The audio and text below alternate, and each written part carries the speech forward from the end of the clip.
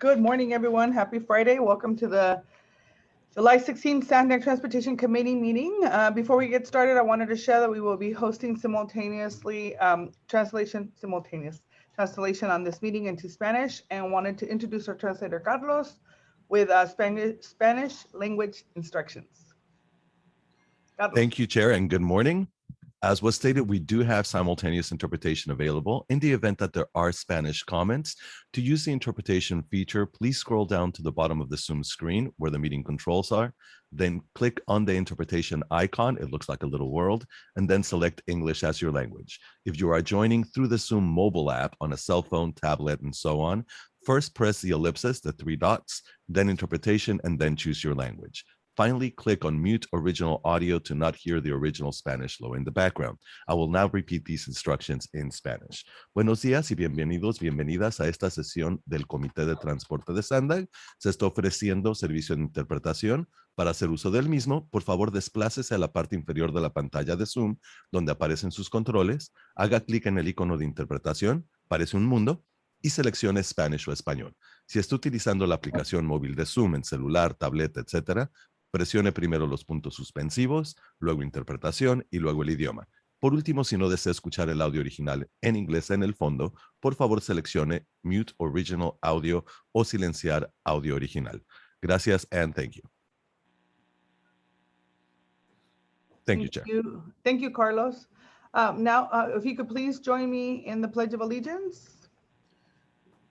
I pledge of allegiance to the flag of the United States of America and to the republic for which it stands, one nation, under God, indivisible, with liberty and justice for all.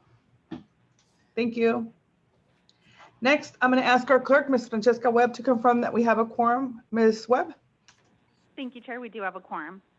Fantastic.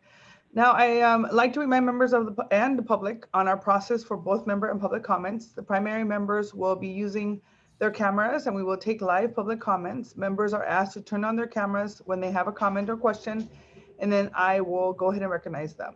I'm going to ask our legal counselor, Mr. John Kirk, to provide a quick reminder on how the public comments will work. Please, Mr. Kirk. Thank you, Chair Vargas. As noted on the cover page of today's meeting agenda, in addition to emailed comments, the public may also provide live comments during the meeting. In order to provide live comments, you can join today's meeting through the link or by dialing one of the numbers from your phone that are provided on the cover page of today's meeting agenda. When public comments are called for on an item, on the Zoom platform, click on the raise hand icon in the Zoom toolbar, and that's at the top right of your screen. The chair will then call on you by the name you provided when logging in. If you're participating by telephone, press *9 on your telephone, which will raise your hand to indicate your desire to speak. The chair will call on you by the last 3 digits of your telephone number if you are participating by telephone. The organizers will ask you to unmute when you are called on. The instructions for providing live comments are also on the bottom of the cover page of today's meeting agenda, which can be accessed from the homepage of SANDAG's website at www.sandag.org. All comments, whether emailed or live, will be made a part of today's meeting record.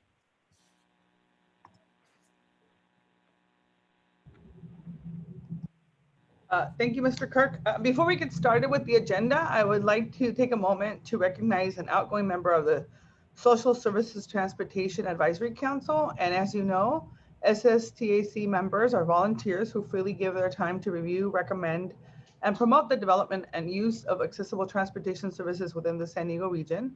Charlene Ornelas has shared her experience and insight with the council for over 15 years. Charlene, we sincerely appreciate your dedicated service as a member of this committee and would like to recognize your innumerable contributions. You have provided valuable experience and insight to critical transportation projects and services throughout San Diego region. But I hear you're moving to Tucson, so to be close to your family, so I want to make sure that we wish you well. I think she's here. I can't see her. All right. With that, if you see her, just thank her. I don't know that she's on here. All right. Item number 1, public comments, communication, member comments. Public comments under this agenda item will be limited to 5 public speakers. Members of the public shall have the opportunity to address the Transportation Committee on any issues within the jurisdiction of SANDAG that is not on this agenda. Public speakers are limited to 3 minutes or less per person. Committee members also may provide information and announcements under this agenda item. If the number of public comments under this agenda item exceed 5, additional public comments will be taken at the end of the agenda. Subjects of previous agenda items may not again be addressed under public comment. I'll ask any members of the public who wish to offer public comment not related to a matter on today's agenda to please raise your hand at this time so we can call on you. Are there any? I don't see any. Do you see any, Madam Clerk? No, Chair, no hands from the public. All right, seeing none. Are there any comments from our committee members? All right, seeing no hands raised. I am going to now turn it over to our Executive Director, Hassan, for an update on key projects, programs, and agency initiatives presented. Good morning, Hassan. Buenos dias. Good morning, Chair, Supervisor Vargas, Vice Chair Raul Campillo, committee members. Good to be with you this morning. I will update you on a few important things, and I'll be happy to answer any question to clarify any things I say.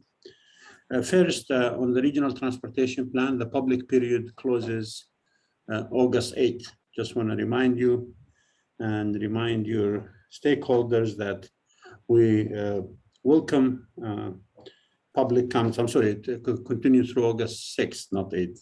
I misspoke. We had 6 open houses. We're going to have 2 workshops. The first one is today in this committee. The second one is next week at the Board of Directors. We'll continue to outreach to our stakeholders, our members. We appreciate being invited, and I appreciate my team responding to those invitations. Another item I wanted you to know about, I don't know how many of you heard of something called the Boring Company by Elon Musk. A few years back in LA, in Hawthorne, California, they developed a boring machine, and they claimed that they could build tunnels very cheaply. They built a trial tunnel that I visited in Hawthorne, California. But then in 2018, Las Vegas put out an RFI. They responded, and Las Vegas gave them a contract to build 1.8-mile tunnel from the convention center to the Strip and eventually to the airport. Last week, actually this week, Monday, myself and a couple of my team members and our mayor of San Diego, Gloria, visited Las Vegas. Granted, it was 111 degrees, but it was fun to be there and to actually ride the Tesla infrastructure for an underground tunnel that's been in operation for 6 weeks. At a cost of about 10 million a mile. Compare that to an average of 500 million a mile for an underground tunnel. Compare that to $1 billion a mile in LA to build a subway. That was an amazing experience. They're testing Tesla vehicles that could go 125 miles underground again. And we would love giving the 5 big moves, flexible fleet, the emphasis on technology. We would love to try this technology here and connect our residents throughout San Diego County. I am really pleased to see this in operation because this is going to lead to lowering the cost of building underground tunnels. On the congressional funding request, I also want to thank Congressman Scott Peters and Juan Vargas. They both put funding requests for Los Ann and for Barrio Logan graded crossings. I spoke to both congressmen, and I want to thank them very much for putting funding requests for SANDAG. It's wonderful to see that our region is doing really well when it comes to Washington. We have the highest earmarks for some of our projects in the country. And for that, I'm grateful for our congressional members from both sides of the aisle. And I hope the bill pass and we get this money to SANDAG. Very good news from Sacramento. Yesterday, the state legislature passed a bill as part of the state budget. And the good news is SANDAG will get $43 million to implement sustainable community strategy. This is the money that will make the 5 big move real. This is the money we're gonna design a program for our cities and for the county to be creative, to build these mobility hubs we talked about, to do it in such a coordinated fashion. $43 million that we didn't have last week. So I'm really grateful for the governor, the budget, the legislators who passed the bill. May 28th, we had an amazing ceremony signing an MOU with our partners from Mexico, Norte Mesa 2.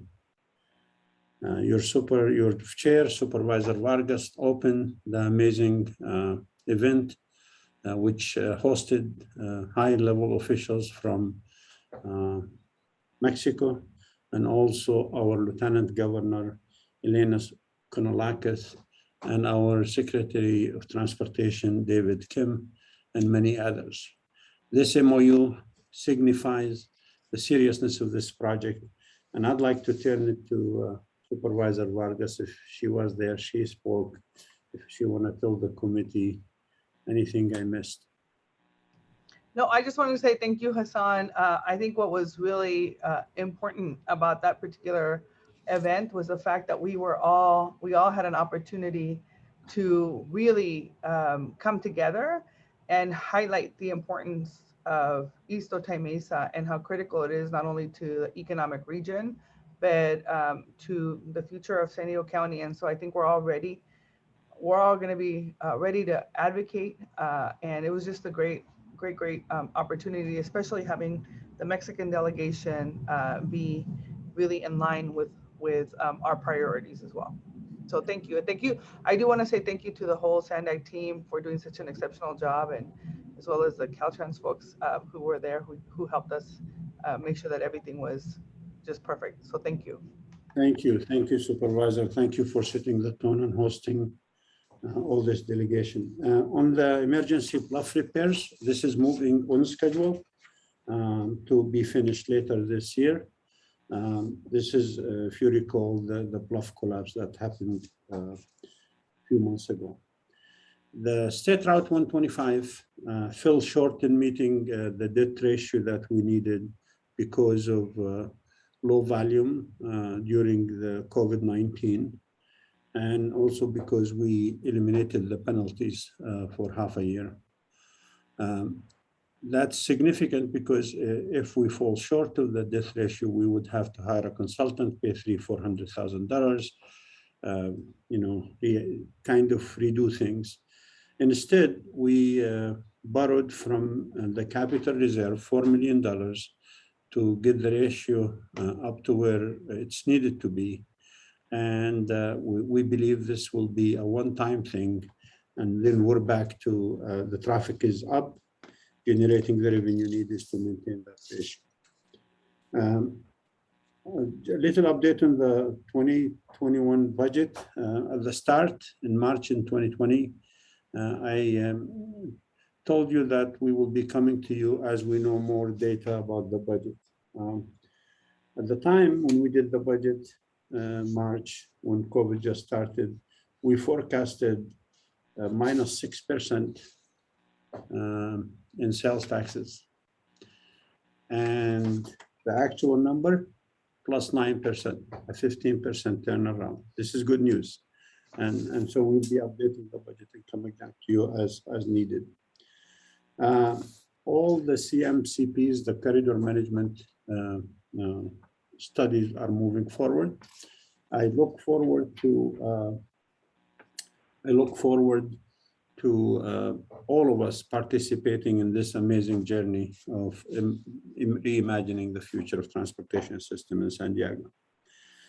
A little bit about returning to the office, given that we're dark in August, and the next meeting you're going to have will be a meeting in person at SANDAG offices. And the office will be fully open by Labor Day. And I'm proud of our team for the last 14 months. They kept us going, kept producing, kept everything on schedule. Now it's time to get back to the office.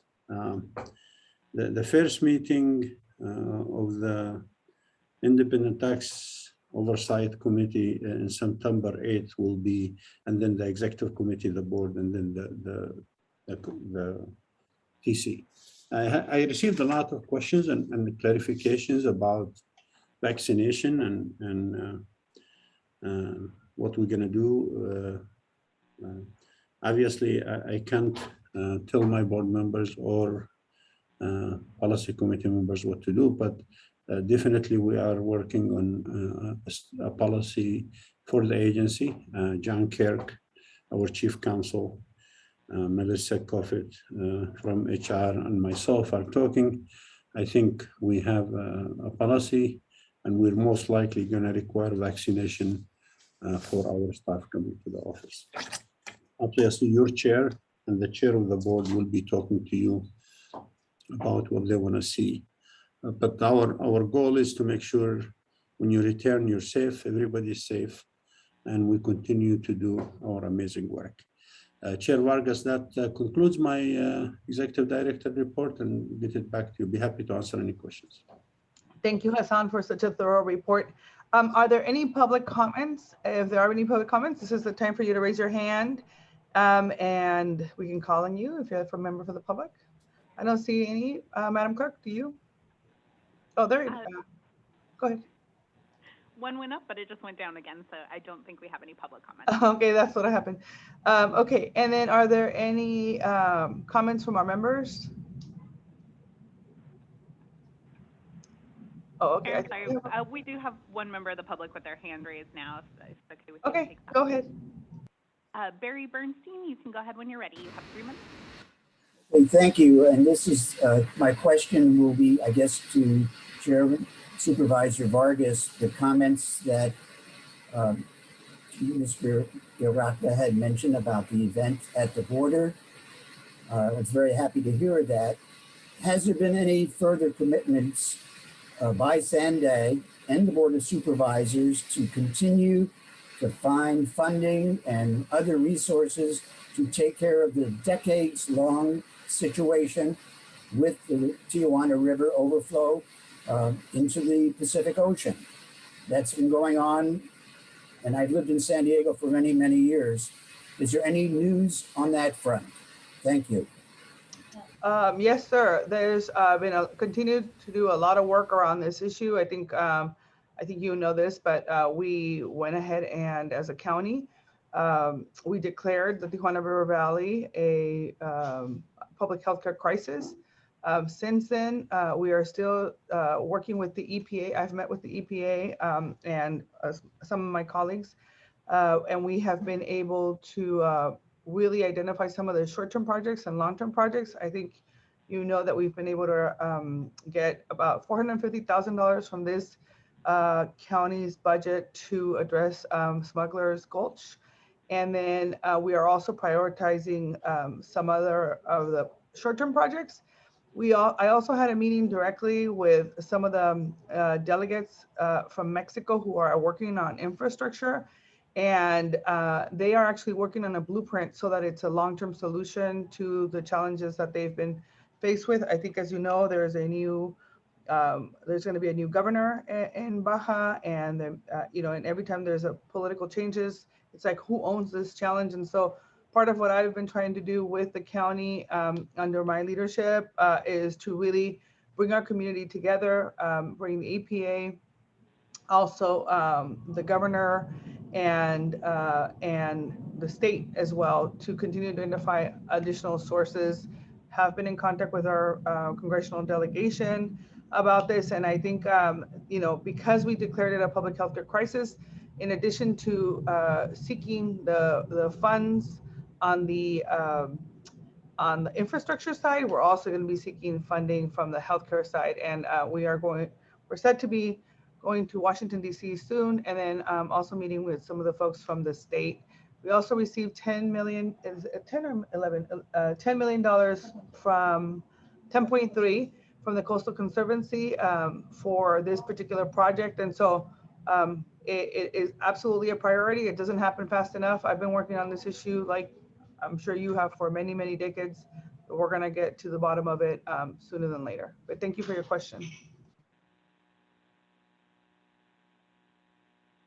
And I know it's common not to answer the public comment, but I decided just to give you an update so that you can have it.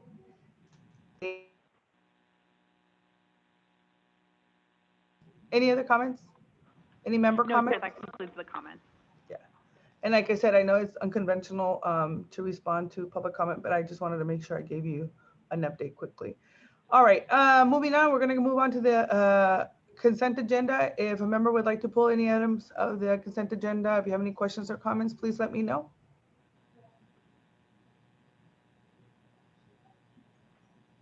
All right. Move the consent agenda. All right. Benelli? And PO seconds. All right, moved by Mr. Benelli, second by Mr. Campillo. If there is no further discussion, I'd like to, let's see. Do we have any discussion from the public on this item? No, Chair, no hands from the public. Okay. All right, we have a motion and a second. Madam Clerk, can you please call the roll? Thank you very much. The San Diego County Regional Airport Authority is absent. For the City of San Diego, Vice Chair Campillo. Vote yes. Thank you. For the County of San Diego, Chair Vargas. Vargas, yes. Thank you. For East County, Councilmember Mendoza. Aye. Thank you. For Metropolitan Transit System, Councilmember Montgomery Stepp. Yes. Thank you. For North County Coastal, Councilmember Zito. Zito, yes. Thank you. For North County Inland, Mayor McNamara. McNamara, yes. Thank you. For North County Transit District, Councilmember Edson. Edson, yes. Thank you. For the Port of San Diego, Commissioner Benelli. Benelli, yes. Thank you. And South County is absent. And that motion passes with those members present. Thank you very much. All right, so moving on to reports. I'm going to take the next item out of order at the start of our meeting. I'm going to be stepping out, and I want to make sure that we are able to address this item sooner. So we're going to move ahead and review item number 8, the social equity early action transit pilots. And I'm going to ask our SANDAG team to discuss the opportunities for piloting projects, including in the draft of 2021 regional plan that has, served historically marginalized communities. So Hassan, I'm going to turn it over to you for the presentation. And after that, we're going to go ahead and take public comments and then member comments. Hassan?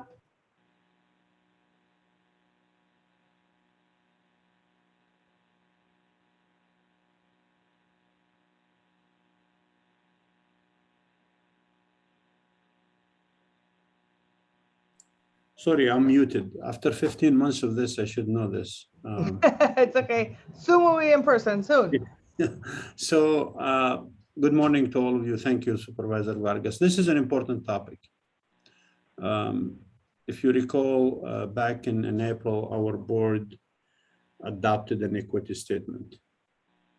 An equity statement that I believe way overdue to overcome many sins of the past when it comes to transportation. So social equity, social justice is very important to this agency. A statement is worth absolutely nothing unless you follow it by actions. And so today we're discussing with you action to follow that statement and be true to that statement, true to ourselves. And from the get-go, I want to thank Supervisor Vargas, Supervisor Joe Anderson, all the supervisors by providing $3 million to this effort. And that effort is this: we're going to have a pilot in the SANDAG region, a pilot that we will discuss with the stakeholders, social equity groups, and we're going to put some ideas on the table. Do you want this pilot to be a youth pass, 18 or younger? Do you want this pilot to be 24-hour services where we provide vouchers to residents who couldn't access the trolley because it couldn't operate because of the railroads? Do you want this to be amenities? Do you want this to be a frequent services?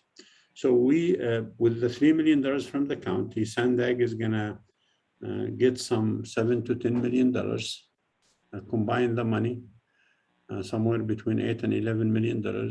And we're gonna start a pilot of all of these things. And the community is gonna tell us what we need to spend this money on.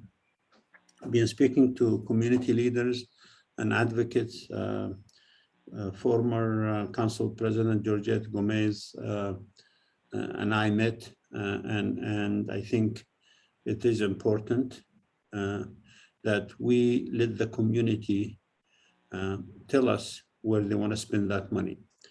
Again, I believe it is an overdue. A pilot is important because it gives us data and information of how we move forward. I am, again, grateful to Supervisor Vargas and all the supervisors in the County of San Diego for providing funding for this, to combine it with SANDAG funding. But I promise you this, I commit to you this, that as long as I'm here, I'm going to be true to what we said in the statement. And we're going to do everything possible to make sure people have access to transportation, which means access to opportunities. And this pilot is a great start.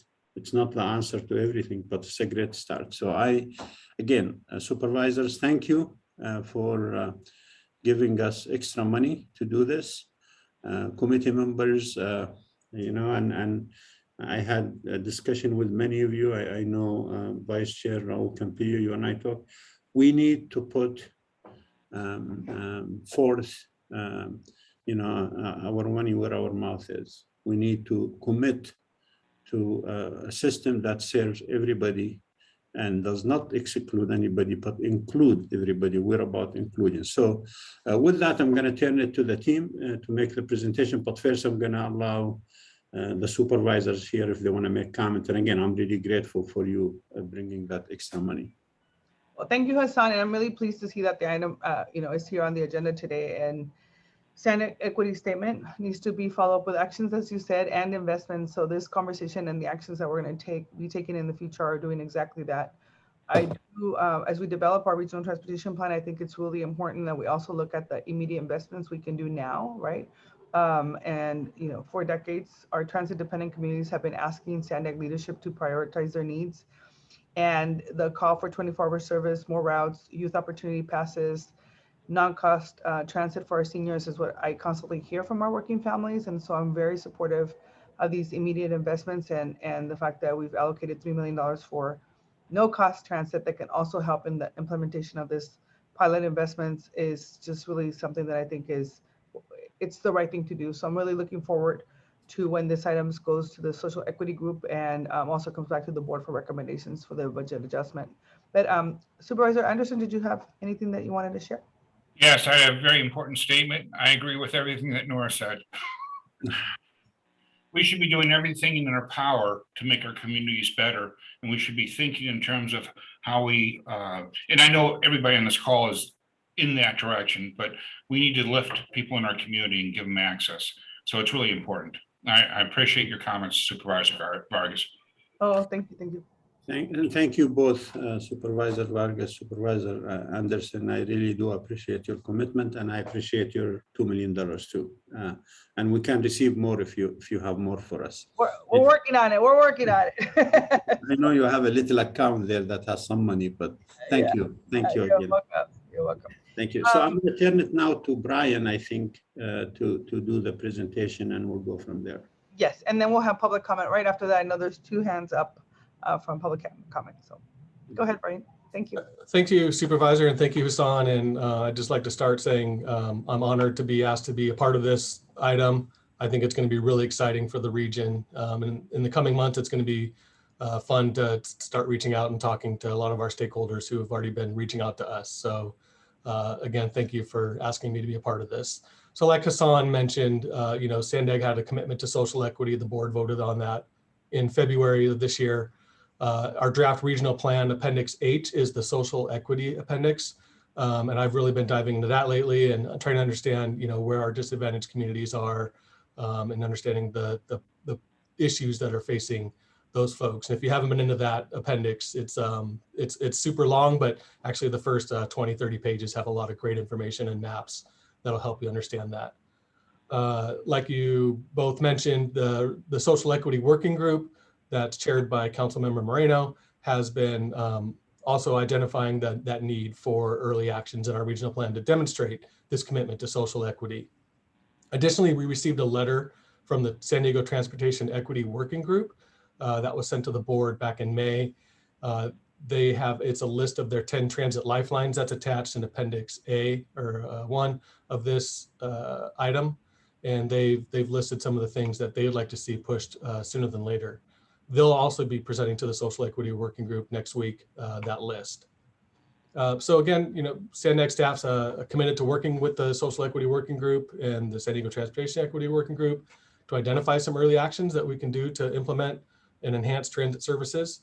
Hassan mentioned the funding. We're still working on identifying exactly which funding, which pot of money we would use to fund this, and that, thereby makes it, if it's depending on the money, it could be operational, capital, things like that. So that's some of the things we'll have to work through with our stakeholders.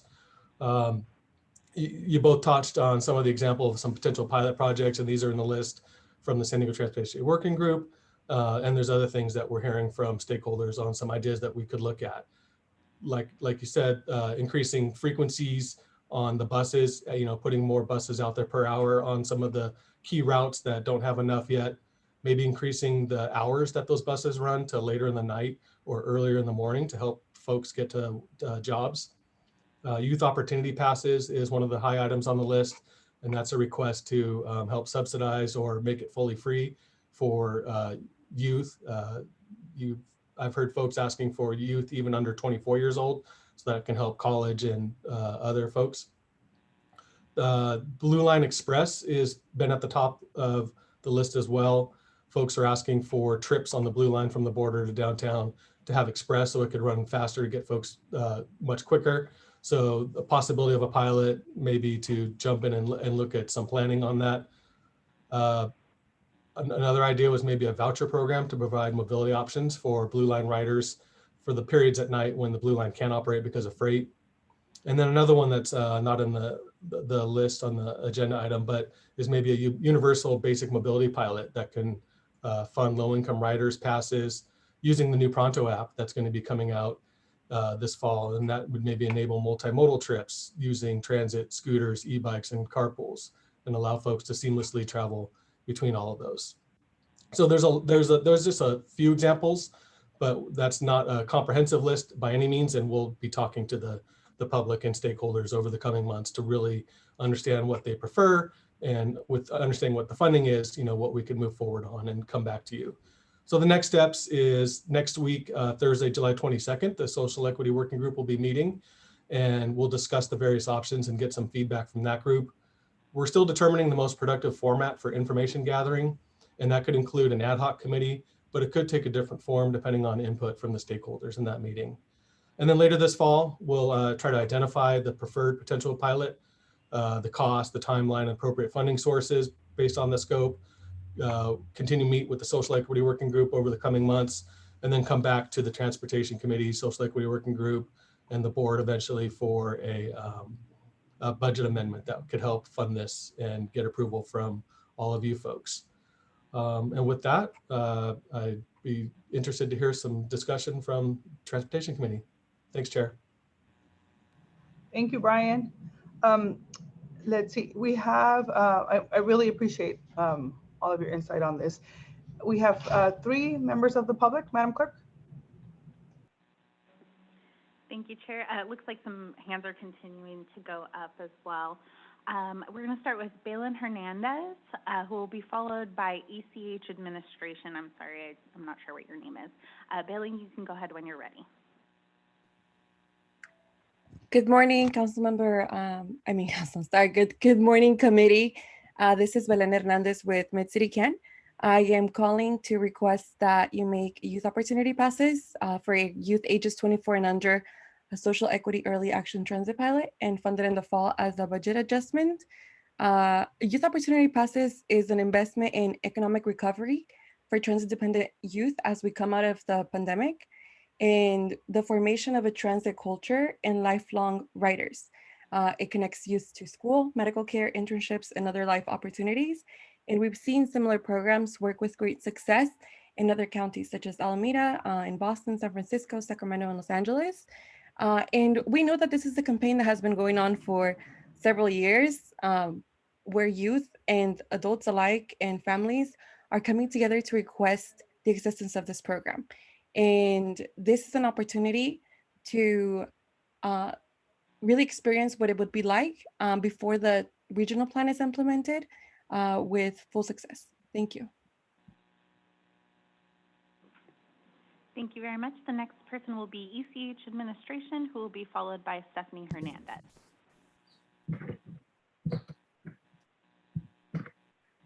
Hello, my name is Laura Benavides. I'm a resident of Council District 4, a community organizer with the Environmental Health Coalition in City Heights, and a huge sci-fi fan.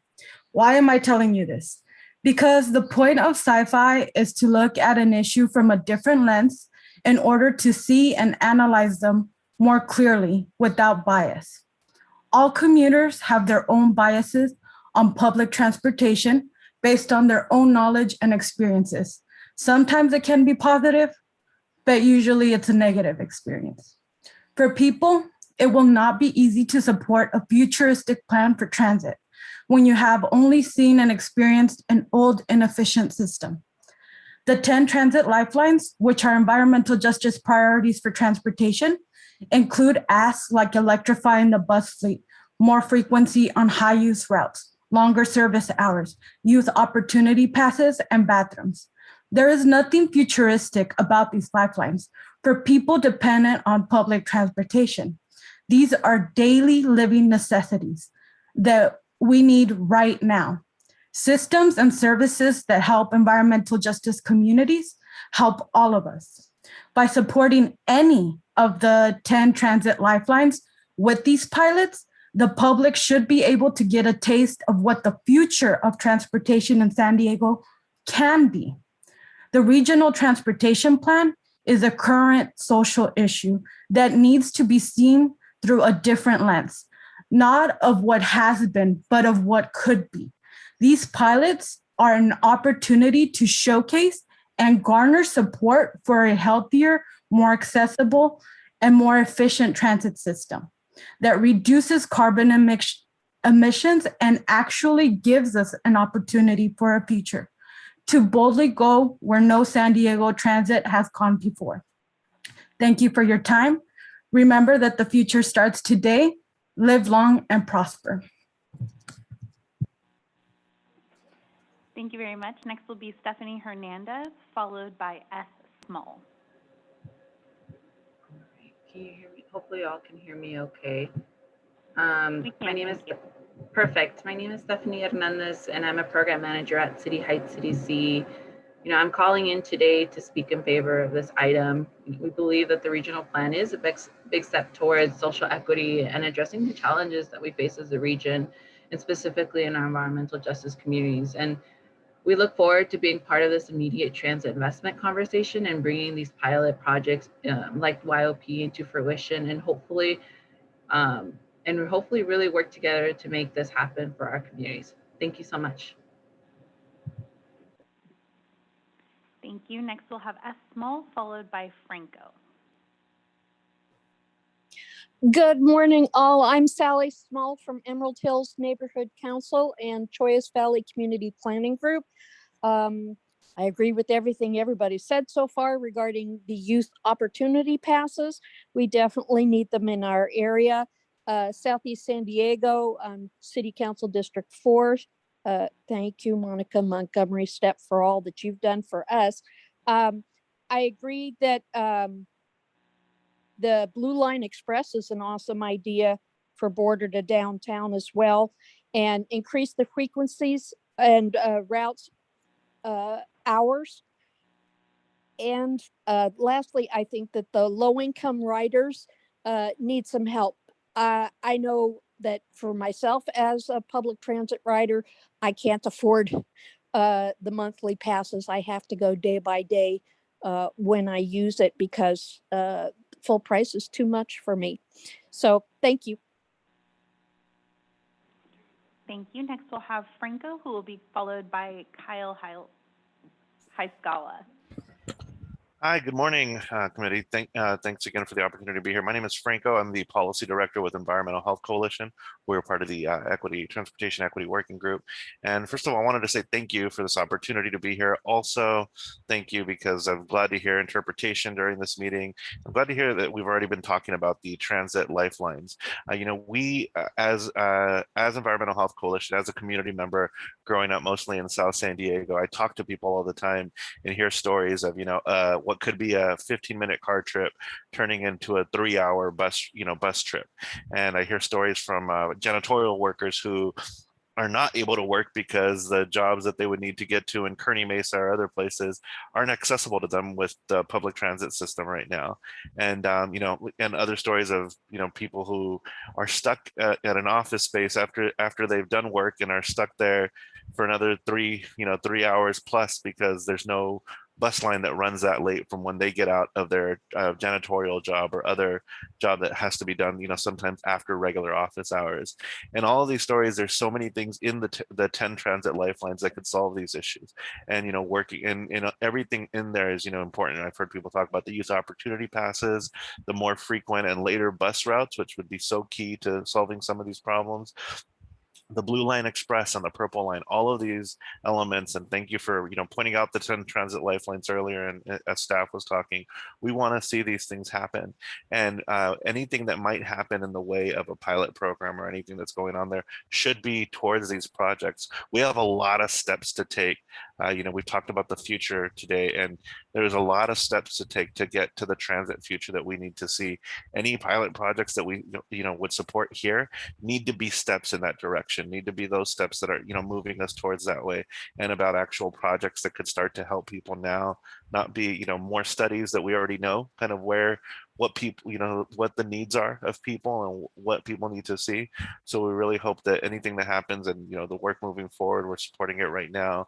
The regional transportation plan as it moves forward should be all of the steps that we need to take, but any small step that we can take right now is so important to the lives of so many San Diegans. And so that's why the 10 transit lifelines are so key.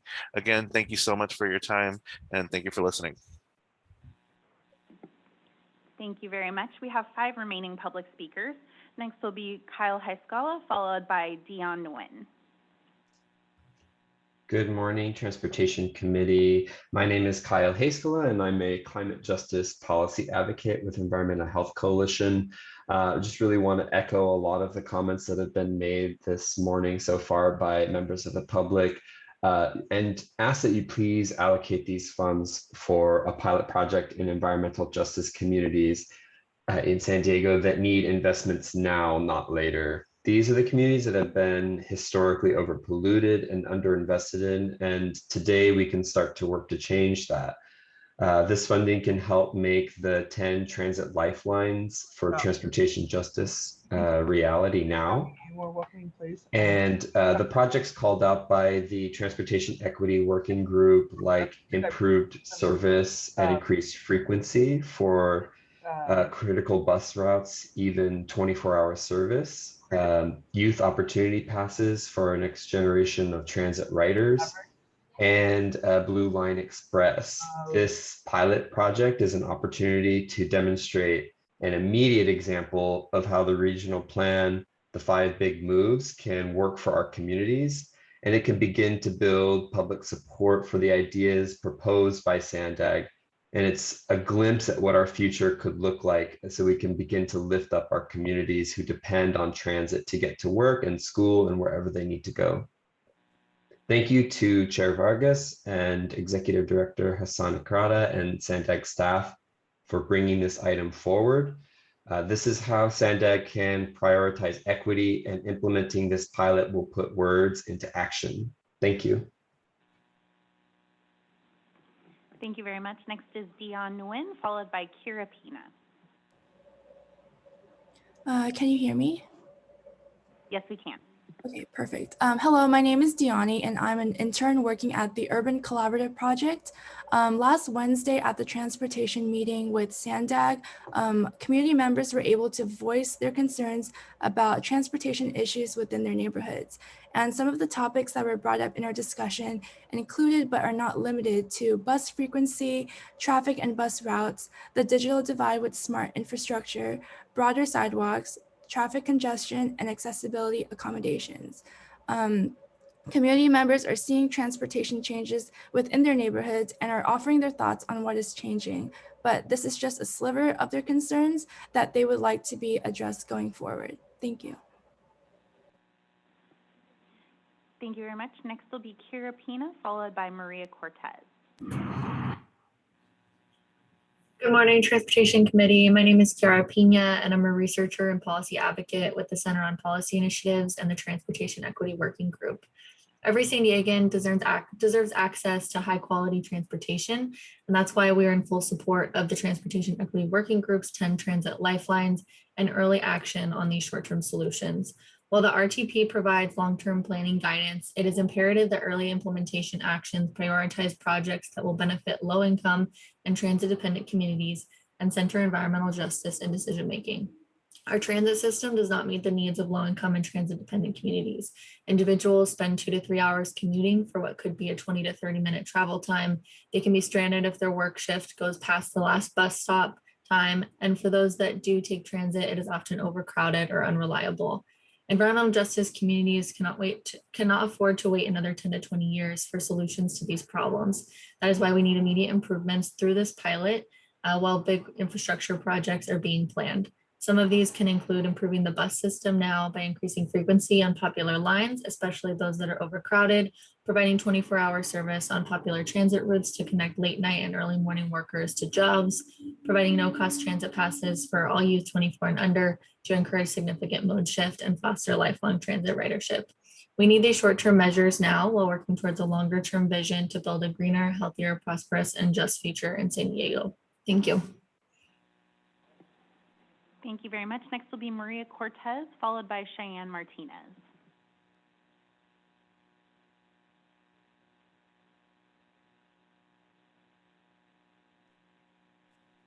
Hello. Hello. My name is Maria Cortez. I am a community resident and also with the City Heights Development Corporation. I support the 10 lifelines because, my God, it's about time. Our youth, with the youth opportunity bus passes, oh my God, just think what a wonderful thing it would be for our youth 24 and under to be able to ride the bus for, for free, to get to their jobs, yes, I said their jobs because they are our future, to also get to school, to go to after school activities, and to have the buses more frequently, yes, because we also have people that work in the evenings, and when they get out of work, they're stuck because no buses or even the trolley run at that time. And my God, I need not say any more about the Purple Line because it's been going on 45 years. We've been waiting for the Purple Line. We definitely need the Purple Line here in Central City Heights, and also more frequent buses running on time, running 24 hours, because this is a step in the right direction. I support the 10 lifelines because this is a step that SANDAG is actually going to take with us.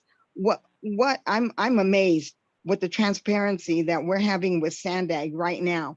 And I hope this continues because now the people are starting to see and believe that SANDAG is truly meaningful to help the communities, because years of neglect that we have had, years of truth, SANDAG didn't know what truth was, years of our communities living in disparity. And I'm not only just speaking for those of us in disparity, but I'm speaking throughout San Diego, North County, yes, North County, East County, South Bay. My God, I think we're all in this together. Thank you very much. Thank you. A few more hands have gone up, so we have about 4 public speakers left. Next will be Cheyenne Martinez, followed by Ariana. Good morning, committee. My name is Cheyenne Martinez, and I am an intern with Mid-City CAN, and I support youth opportunity passes for all youth ages 24 and under. I request that you make YOP a social equity early action transit pilot and fund it in the fall of 2021 as a budget adjustment. Youth opportunity passes are an investment of the formation of a transit culture which San Diego desperately lacks, and an investment in lifelong transit riders which have been hit extremely hard by the pandemic. With that, I ask you to please make YOP a priority. Thank you. Thank you. Next is Ariana, who will be followed by Denise Lopez. Hello, can you hear me? We can, thank you. Dear, hi SANDAG Transportation Committee. My name is Ariana Federico. I am a lead organizer at Mid-City CAN. At the moment, I'm currently working with the ITCH team, which is Improving Transportation in City Heights.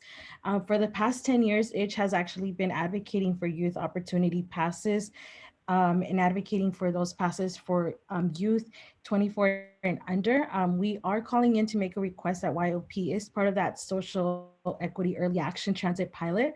And it's ensures that the funding is happening this fall of 2021 as a budget adjustment.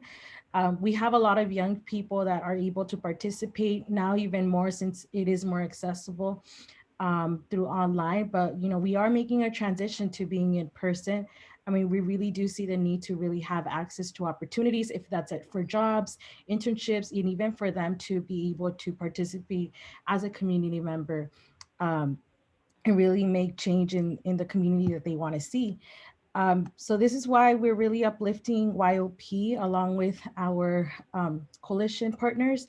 24-hour rapid service would allow a lot of safety at the transit stations. An investment for YOP also includes an economic recovery for the transit dependent youth, really ensuring that we start building a transit culture for lifelong transit riders. And we've already seen that these programs have been successful in California, like in Alameda County, San Francisco, Sacramento, and Los Angeles. So I hope that you are all able to continue to champion YOP. Thank you. Thank you very much. Our next speaker will be Denise Lopez, followed by Scott Englum, and Scott will be our final public speaker.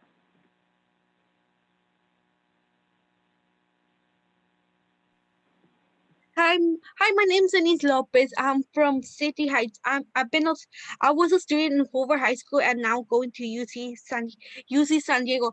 As a student, I've been advocating for the youth opportunity passes for 4 years for my entire high school career. I will see it more necessary as I'm transferring to a university, and I see the impact of how a high schooler will need to transit and how more dependent we will need it as a university. And I'm here to support it, as I know my peers from lower my high school career, I have seen the challenges that the students need the transportation, and I support the 24 hours. As a student that has a parent that works in America Plaza, my mom needs the transportation to get back from work because sorry, my cat. The long hours are necessary for my parents to survive with this raising economy falling. So I really need the transport. I really need the 24 hours as I needed for my parents to go to work. As a student, I'm asking for please pass the youth opportunity passes, as I seen a lot of my peers struggling about going to school and getting detention because they weren't able to come on time. So as a student, I beg you guys, please support youth opportunity passes and the 24 hours, as there's a lot of parents out there that needs them and aren't involved in actions. Thanks very much. Sorry for my cat. Thank you very much. Next will be Scott Englund. Scott, you can go ahead when you're ready. Thank you very much. I wanted to highlight the passion and long work of Maria, who spoke earlier, our Purple Line champion here in City Heights. The draft regional plan is a visionary step for the city, and I would like to speak, if I can, on behalf of my fellow young people just across the region. The 10 lifelines are revolutionary moves that must be implemented as soon as conceivably possible. Not only that, the 5 big moves have widespread support. Though it may not be apparent now and certainly will not seem true with the coming and soon to be wave of typical NIMBYist and close-minded opposition. The young people of today and of tomorrow and of the day after that want, need, are urging the vital steps that the 10 lifelines and draft transit plans recommend. Your recommendations will be widely applauded, loved, appreciated, and used throughout the future that it makes possible. San Diego and the greater region at large has no future without these transit plans, without these recommendations, and the bold, forward-thinking transportation schemes that we're talking about today. Social mobility is physical mobility, is social mobility, and we urge you, including myself, to follow up with what you're planning and talking about today. Thank you again. You're all doing great. I yield my time. Thank you very much. And Chair, that does conclude the public comments. Thank you. Thank you for your public comments. And Denise, don't worry about your cat. We like cats here. Are there any member comments? Ms. Hudson. Yes, thank you. NCTD would like to specifically survey its customers and community base to allow input into the selection of a potential pilot. A survey instrument's being developed, and we're hopeful that the process will allow us to get direct feedback to best inform how these resources should be allocated. One example is a potential pilot implementation of a microtransit flexible fleets pilot within the city of Vista. It's estimated at $600,000 per year. NCTD recently partnered with SANDAG, UC San Diego, Vista Community Clinic, and 211 San Diego to submit a funding request for such a microtransit pilot within the city of Vista. The project was ultimately not selected for funding, but pilot service for this funding would directly support not only the broader Vista community, but would focus on low income, including neighboring middle and high school students with limited access to public transit services. NCTD's goal is to provide free fares to students who receive free or reduced lunch. I'd also like to thank you, Chair Vargas and Supervisor Anderson, for your leadership in this area and your assistance with funding, and to Brian for today's presentation. Thanks. Thank you. Councilman Montgomery? Thank you, Chair Vargas. I want to also thank you and Supervisor Anderson, the entire county, for coming together with SANDAG in this effort. It is something that once we can certainly talk about equity, but once we put money there, it shows that we are prioritizing equity. And so I am very glad to see this, and so that we as a transportation committee can comment on it.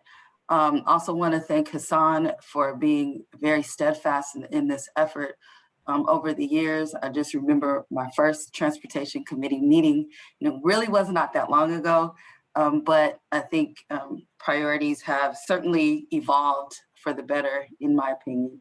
And so I think that having pilot projects will help constituents visualize and buy in to the overall plan. We've heard a lot from our community members about, what are we doing in the now as we plan for the future. And so I'm very supportive. Also would just stress that the working group that's going to, or the ad hoc group that's going to be working under the social equity working group that I believe Councilmember Moreno chairs, just ask that we continue to ensure that it is diverse, socially, racially, environmental demographics, all of the things that we have here going on in our region, that the group would continue to reflect that.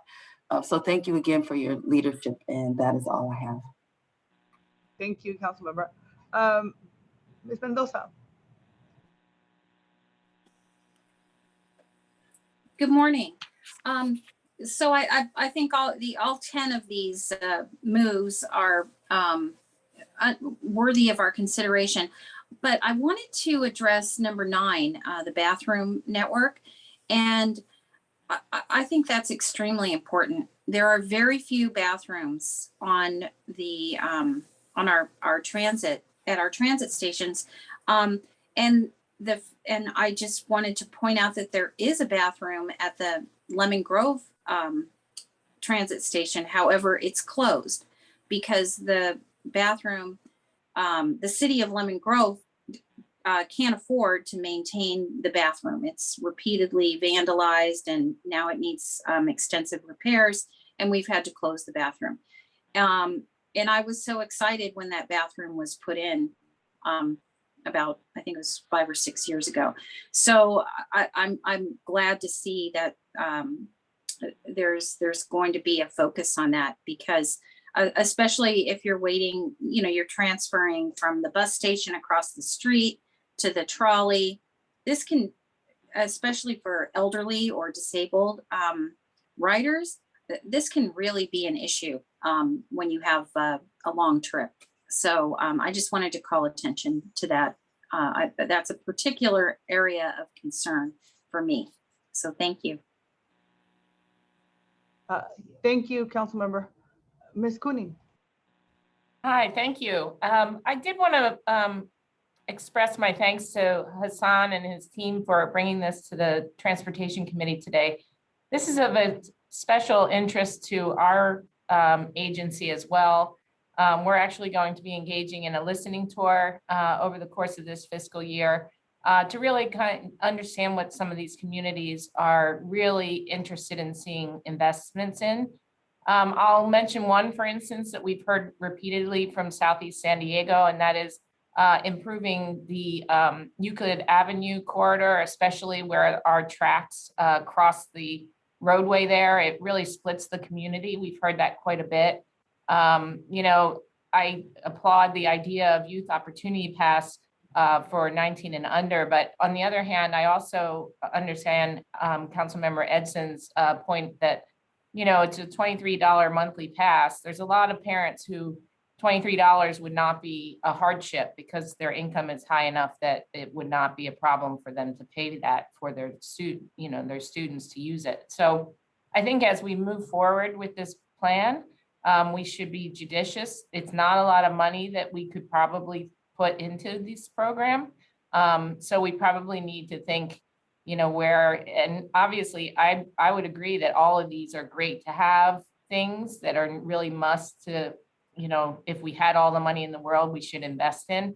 But I do want to make sure that we're listening to those folks who maybe don't have the time to come down to this meeting and talk about their priorities. So thank you.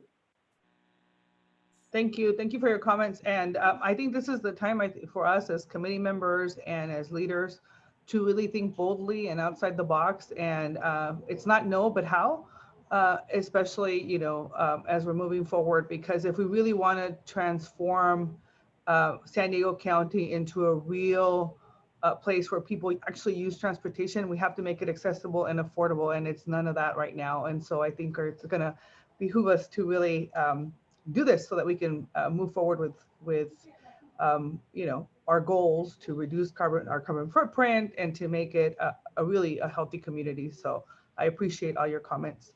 All right, seeing no other comments, Madam Clerk, we're going to go ahead and go to the next item, which is, and thank you for all the folks who joined us for public comment. We really appreciate your feedback. Item number 7 is the public hearing on the draft 2021 regional plan. I'm excited about this. This is the time and place to set for a public hearing to receive comments on the draft for the 2021 regional plan. Before we get started, I would ask any members of the public to use the raise the hand feature now if they would like to provide comment on this item so that I can estimate how much time we are going to need. The draft of the 2021 regional plan is the result of years of hard work by the SANDAG team, and this is a big milestone to have the draft plan out for public review. We are reimagining our region's future, as we mentioned, to really improve our social equity, reduce harmful emissions, and address congestion on our roadways. Input from the public is critical for this plan. We want your feedback and your comments, and the Board of Directors will consider all of the feedback received as they consider adoption of the final regional plan towards the end of the year. We are going to, we will take public comment and then comments from the committee members. I will then close the public hearing after after the public and member comments are complete. Madam Clerk, how many hands do we have at the moment? Chair, right now we have 3 hands up. Okay, fantastic. Why don't we go ahead and begin with public comment. Clerk, Madam Clerk. Thank you, Chair.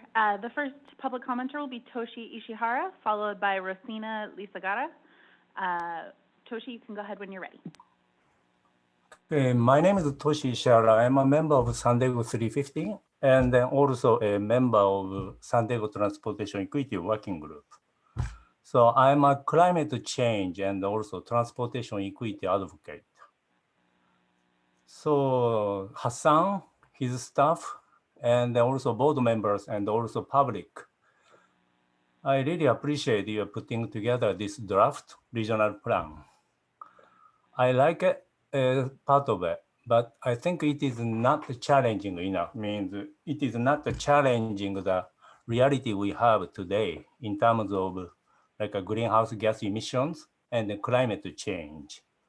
As you know, the world is burning and our survival is at stake. And if I look at the chapter 1, page 13, it says the regional plan will reduce per capita greenhouse gas emissions from cars and light duty trucks to 20% below 2005 levels by 2035. Of course, that exceeds the region's state mandate target of 19%. But if you look at the fact that more than 50%, maybe around 50% of the greenhouse gas emissions in these regions are coming from transportation, right?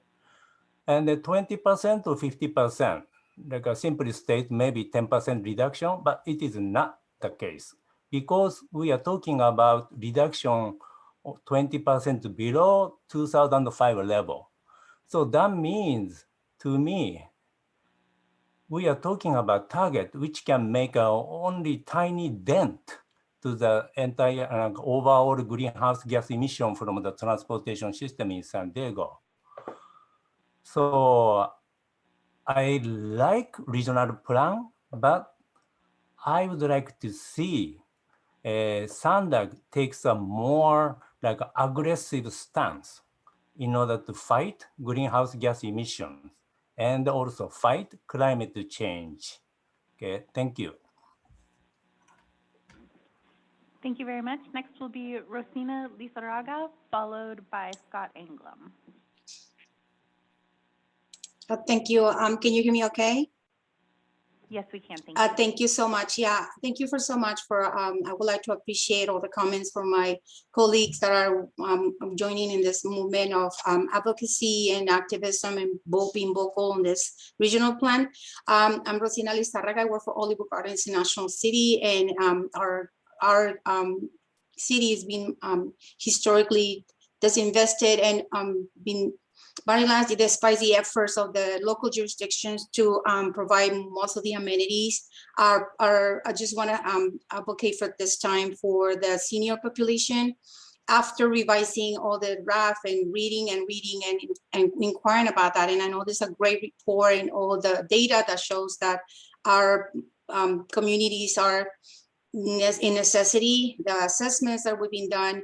After doing that, I discovered myself that there's very little amenities for people with that is aging. That we have a large population of seniors that they deserve considerations of biological necessities and also disabilities, not only physical but sensorial, and also disabilities on necessities that they need when using transportation. Most likely they use private transportation because it's more convenient, but doesn't align with this non-used cars and use public transportation goal that we have with this draft plan.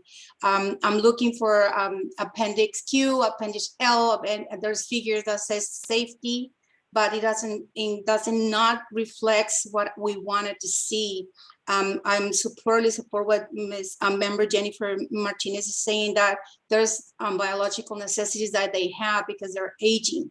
So I would like to see more of that. And I think the team on SANDAG is completely in that. They will revise again and see if we can reflect this type of necessities for our disabled population in all ages, because it says all ages are included in this and considered in this draft plan. So I would like to see more of that. And I would like to see in the future the lengthy implementation of these programs. Thank you so much for the time. Thank you. We've had a few additional hands go up, so we have 3 speakers left. Next will be Scott Anglum, followed by Michelle Krug. I'll be very brief. Once again, the draft regional plan is revolutionary, and hopefully, if anything, it'll be expanded in its scope and depth. There is widespread support for the initiatives that are outlaid within them, and once again, please recognize that there is great public support, great public emphasis behind sustainable, regular, and reliable transportation in the region, so that car dependency is not the default in the area. All right, that is all. Thank you. Thank you very much. Next will be Michelle Krug, who will be followed by Stephanie Hernandez. Good morning, SANDAG Transportation Committee. I have not had a chance yet to have someone go over the details of the regional plan yet. I will do that, but I do want to emphasize as much as possible to please bear in mind having as many audio signals. So when I'm at a trolley, because I'm blind, when I'm at a trolley station, I love that we do have more information written, on signage, but can you also keep in mind maybe having more audio saying when what trolley is arriving, but that's in the public transportation and on the buses. And the other thing is pushing or emphasizing the 24-hour service, which as someone who's retired now, but as a wastewater operator, I work rotating shifts, and it would be great if we really were able to safely use transportation, no matter what shift we were all working. Thank you very much for your work, and Husan is just our angel. He has just brought hope in a way that I've never felt for decades since I've been here in 1979. Thank you. Thank you very much. And our final speaker is Stephanie Hernandez. Hi, everyone. Again, Stephanie Hernandez, Program Manager at City Heights CDC, and also a member of the SANDAG Social Equity Working Group and San Diego Transportation Equity Working Group. I just really wanted to emphasize and recommend that Transportation Committee members read that the 10 Transit Lifeline document that the San Diego Transportation Equity Working Group has shared with you all that really addresses our priorities for the regional plan, such as mentioned before, bathroom access, transit frequency, purple line alignment in City Heights.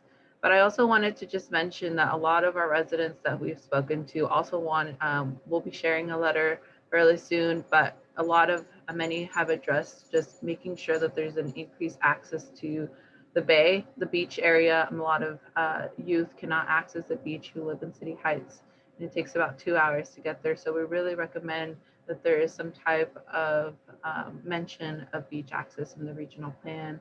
Again, and also making sure that there is no freeway expansions. Freeways definitely have divided communities like City Heights, and so we recommend that bus transit only lanes are prioritized moving forward. Thank you so much. Thank you. We did have one additional hand go up, so our final speaker will actually be Maria Cortez. Maria, you can go ahead when you're ready. Hello, thank you. And my grandkids just now came. So I too also want to mention that we do need more bathrooms, because a lot of times, as has been said, those of us that are younger need to use the restroom and can't, we have to go somewhere else. And when we get back, we've either missed the bus or we've missed the trolley and we have to wait again. And also families with younger kids, it's, you know, painstaking to see them having to hold it, and sometimes they can't. And also I am in agreement also with Stephanie about the no expansions on the freeways, because my God, we're already bad enough as it is. And so we need to be more, having more buses running on time, and also more frequency. This way we will reduce the gas emissions and carb. And also I too would like to see more information being used by the buses and the trolleys vocally, because sometimes you miss what's been flashed or what's been said. Sometimes they're not saying it frequently enough, and I too would like to see that happen. And also I've noticed that the security guards there are much nicer now. And I just want to say thank you for you guys and MTS taking hold on that. And I too would also like to thank SANDAG staff for everything that they've been doing. As I said earlier, it's about time. And my hats off to Hassan here, who has shown incredible leadership. And also I would like to congratulate him for having to be with us for the next 3 years. And as you will see, the community is also now starting to see and trust SANDAG more with the transparency. So thank you very much. Thank you very much. And Chair, that does conclude the public comments. Thank you so much. Vice Chair Campillo? Thank you, Chair Vargas, and thank you to all our callers who called in. To Michelle Krug, I'll personally sit down with you and go over with you. Good friend of mine, and I'm happy to help her read through the process. And I know there's probably many people on this committee who would do the same thing. Just wanted to emphasize one key thing that haven't really heard a lot in the discussion, but is as we think through this process, we talk about how transportation connects communities, people to their jobs, and a key aspect of the future part of our social services network that we really needed to connect to is childcare. I've brought this up in previous committees as well. I know that's a fine detail that might be more granular than is in the regional plan itself, but I think that we should make a commitment to making sure that as we plan all the very specific routes and all the things that go into it, that childcare is and nexus to childcare is included. As we heard from folks, especially I appreciate Maria Cortez's comment there at the end about the young ones needing bathrooms. I also think of how parents, if we want families to use public transit, we need to put the resources they use along public transit as well. So that's my very granular point about this. The second thing is just generally how important it is that we truly and vociferously support this new regional plan. Having had so many conversations about this and having talked about this at the board of directors meeting last month, I just always think of how in reading the history of San Diego, we've missed out on very big opportunities to do transformational things for our region because we weren't willing to think big enough and our leaders weren't willing to think big enough. If you think of the 1890s to the 1910s, we couldn't get it together to put a rail line out of San Diego going east to help us compete against Los Angeles. And that made our economy struggle for decades and decades. In the 1950s, I just think of how the military asked us if we wanted to take some of the land in Miramar to build a big regional airport at that time. And our leaders said, no, it's too far from downtown. 13 miles from downtown back then for those leaders was too much. And now we scoff at the idea that 13 miles is too far because we sit in 13 miles of traffic on the 52 and the 805. And we should have thought bigger back in the day. And when you think of cities that do make big moves, I just always think of Chicago, which in the 1970s and 1980s due to rising floods and the connection between the Mississippi River and Lake Michigan. Their leaders there said, we need to build a giant flood system to prevent floods because homes are in sewage and in stormwater. So they built a multi-billion-dollar drainage system. And if they hadn't done that now, Chicago would be flooding practically every day. Right now, the waters there is about the same height as it was 30 years ago. And sometimes people say, oh, well, what did we get out of that? It's like, well, by doing it 30 years ago and investing now, when it was cheaper to invest 30 years ago, they have saved their city from constant flooding. And now with climate change, that's only getting worse.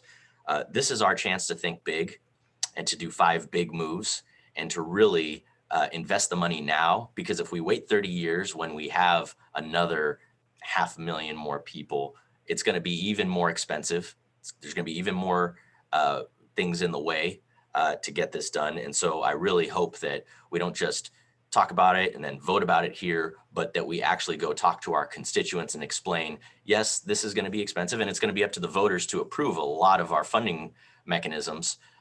Look at Appendix V as an attachment to the plan, and you'll realize that we are going to ask the voters for a lot. But I think we have to do that because our children deserve it. And I would just call attention to page 56 of the report itself. One of the most meaningful sentences in this entire plan is that the long-term well-being of our region depends on us, people living in this day and age right now, to make meaningful changes. So I thank the callers for calling in and asking us to think even more broadly about this. I thank Hassan and everyone on the SANDAG staff for all they've done to prepare for this, and just know that I'm committed to making this happen, not for this generation, but for the next one and the one beyond that, so that our city is not a segregated city any longer, so that north, south, east, and west will be connected, and people will be able to get to their families and get to their work, get to school, and to all the other things they deserve in a great city and in a great county through this plan. And with that, that concludes my comments, Chair Vargas. Thank you. Councilwoman Montgomery? Thank you, Chair Vargas. I really appreciate the comments of Vice Chair Campillo in putting these things into perspective as we make decisions and educate the public. I think it's very important as we get buy-in sort of outside of folks that are ingrained in this work every single day, that we express the importance of these decisions that we make now, what impact they will have in the future. We know that the regional transportation plan is a heavy lift. SANDAG staff is, thank you so much for all the work that you've put into it. Hassan, thank you and for the vision and pushing us to sort of think outside of our boxes. But not only that, we have to make our constituents aware of the plan. We have to provide space to ask questions and provide input. And so we appreciate what you've done in that space, not only your flexibility and availability with the town halls and open houses, but also the commitment to closing language barriers by providing the draft RTP in Spanish. Also want to thank the advocates that have been on the front lines of this conversation for a very long time. We certainly still have a lot of work to do, but it's very encouraging to see where we are now. Just a couple comments that I want to make a little bit more detailed about what we're hearing from constituents. I think some of this has been already brought up, but want to stress the importance of building out our bus network and increasing service frequency. Also, I see the Next Generation Rapid is included for a 2025 timeline, and just would like to get more information on routes and breakdown of implementation. Mobility hubs and flexible fleets will help close the gap in the first and last mile. That will be critical as we pursue and build out our transit infrastructure. And as we narrow down, where those will be, it will be helpful to see the objectives that we want to meet. So I look forward to seeing the revised plan in this process. I know we're doing quite a bit in the Southeastern San Diego community. And also, of course, this is always a topic of conversation at MTS. So Thank you very much for all the work that you've put into this, and that concludes my comments. Thank you, Council Member, and thank you, Vice Chair Campillo. I couldn't agree with both of you more. I do want to emphasize the piece of making sure that our communities, we get out there and share this information, and I know there's going to be a lot of other opportunities for public review. I appreciate that it's centered around equity and that it prioritizes our frontline communities. I did want to share, and I know that there's going to be other opportunities for us to ask questions and so on, but I would like to see that in Appendix A, SANDAG states transit fare subsidies. Right now, it would be great if we could also see that our youth and seniors are listed as a priority population for this particular project. And in the regional plan, when we talk about investments in technology and real investments in the system, I've heard from a lot of my constituents, and it's very important for us to ensure that we're also investing in the blue line and ensure that we're incorporating upgrades with technology, and who knows, maybe even an express line as well as they have requested in the past. So I'm really looking forward to seeing the regional plan after public review and doing everything in my power to make sure that our communities are engaged in this process. So if there's no other comments from the committee, I'm going to go ahead and close the public hearing. And just a reminder to everyone that SANDAG is accepting public comments on the draft 2021 regional plan up to August 6th. Please visit sdforward.com for more information on submitting comments. And just again, thank you for all the folks who made time to call today. We really appreciate your input, and to the SANDAG team for ensuring that there's different venues for us to get out there. And so you have my commitment, and I know many of my colleagues as well, of making sure that our communities are participating in this process. So I appreciate that everybody's engaged. The next item is item number 9. It's the Regional Bikeway Program Status Update. And we're going to have Mr. Chris Clute go ahead and share the presentation. And then we're going to do the public comments and then member comments. I'm going to go ahead and turn the meeting over to Vice Chair Campillo, as I am really proud that we are actually raising the flag today for Pride Month here at the county. So I'm going to have to step out, but thank you so much. And Vice Chair Campillo, you are all in good hands with him, and I will try to be back as soon as possible. Thank you. Thank you, Chair. Have a good time. And Mr. Cluth, thanks for being here. Please go ahead and take it away. We're excited to hear about the Regional Bikeway Program. Great, thank you, Transportation Committee members. Okay, good morning. We are here since I think we were here last in October. Got some good updates for you on the Bikeway program.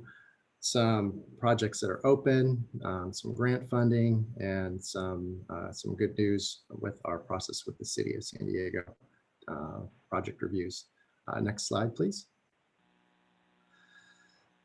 So the big thing is we opened 2 projects. I'll give a little more detail on further on in the presentation. So we now have almost 14 miles of the EAP complete. Currently still have 11 miles in construction, with a couple of projects that will be nearing their completion pretty soon. And then the big bar in the middle there, a little over 36 miles of projects that we have in final design, most of which are completely through final design and in project review, either at the city, San Diego, or one project up in Vista. And that leaves us with one project that we still have in preliminary engineering, and a little over seven miles worth of projects that we have not yet begun preliminary engineering or environmental work on. Next slide, please. So just a quick reminder of how we approach our projects. These are projects that we try to design them in such a way and put them in places where everyday people can just make their everyday normal trips, whether going to school or work, to the park, connecting to transit. That's one of our major goals, is making sure we leverage our transit investments and providing part of that first last mile solution. So our as you see some of the projects, you can you'll be able to see that we do a lot of traffic calming, really embrace the complete streets approach, and definitely keep in mind the goals of the Vision Zero program to reduce crashes. Next, please. So a couple of the projects that are completed and underway, Inland Rail Trail up in Vista, got some sidewalk work there in the city of San Diego. And then our ribbon cutting for Rose Creek, big project, and another example of some traffic calming up in North Park. Next slide, please. So one of the projects that was open is one of those transformative types of projects that you were talking about, the Rose Creek Bikeway. Next slide. So this project is our ribbon cutting back in May. Next slide. So this project is a completely separated bikeway from the roadway, connecting Mission Bay and all the trail around Mission Bay and all of the communities over in that part of town, up through Rose Canyon, up to UCSD and eventually UTC area. Let's see, and next slide, please. So you can see there's completely separate. It's for people walking and biking. And next slide. One of the big challenges of this one was, you can kind of see one of them there. There are two grade separated connections that we were able to make. So now you can ride seamlessly without having to get off your bike at all. Whereas before you had to deal with two major intersections with super high volumes and speed. So it's really nice. Next slide, please. Just a little before and after.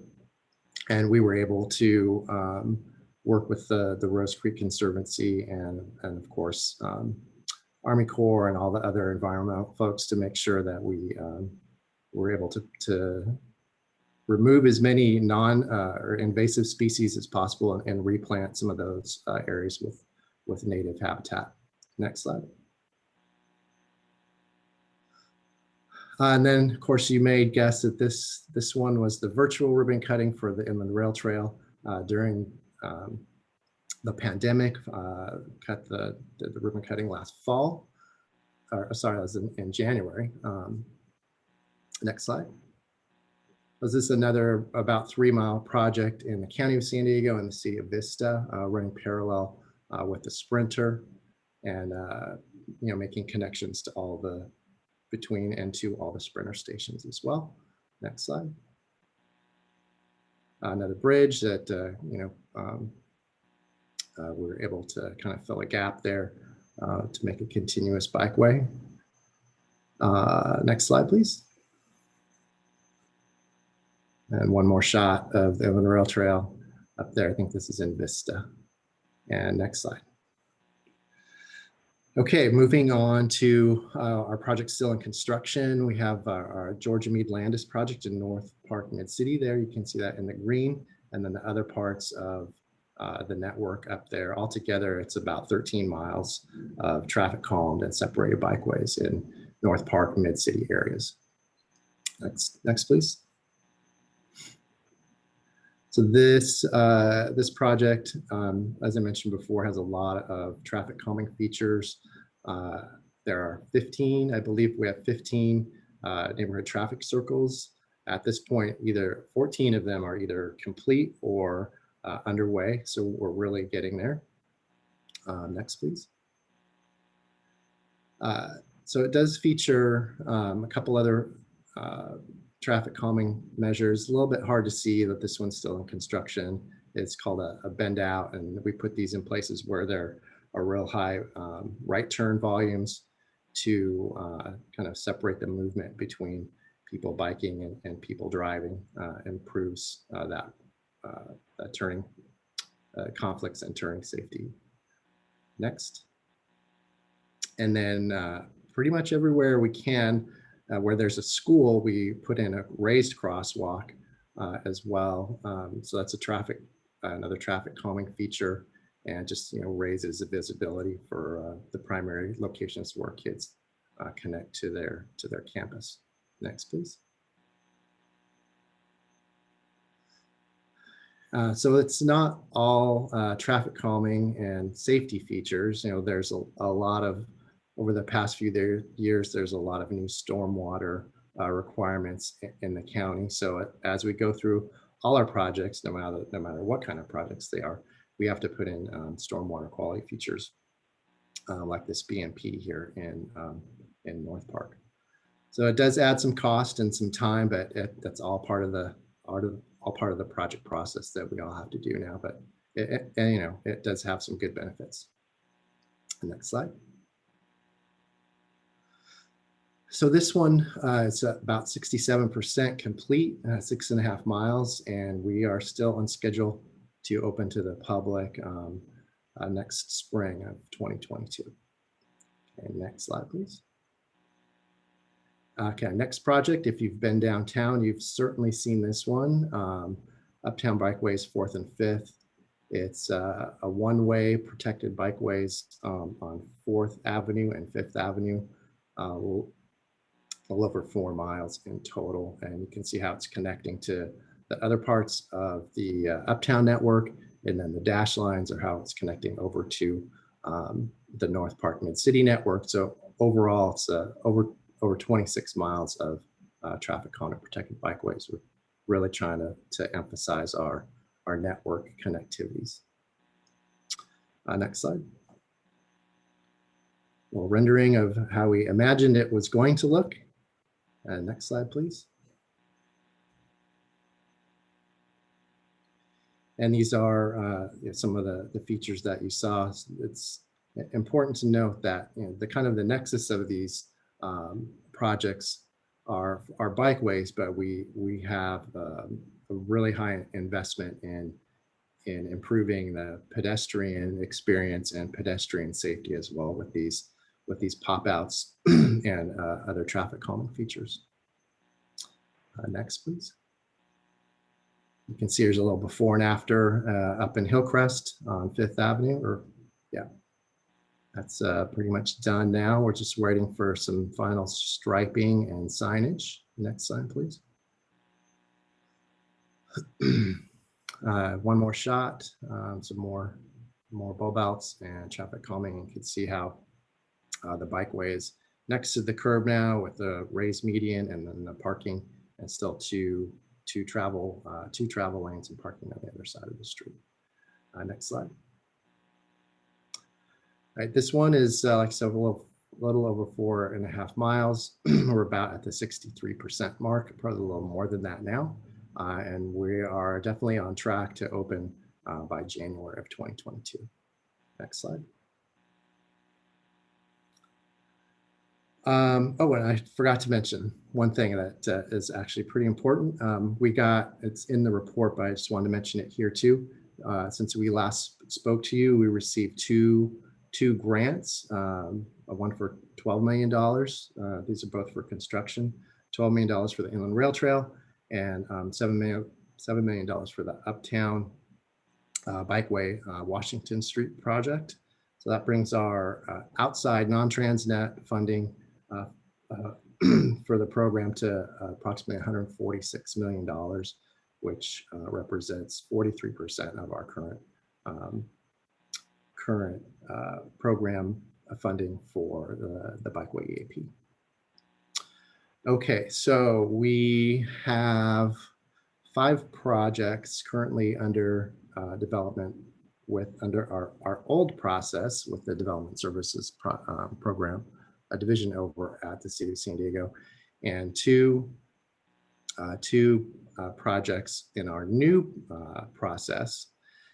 And happy to report that we have had a few growing pains getting the new process kind of kicked off, but it's really coming together. And Eastern Hillcrest, which is a large, pretty complicated project, I think we were able to get that through in less than a quarter of the time that some of our other projects have taken with development services.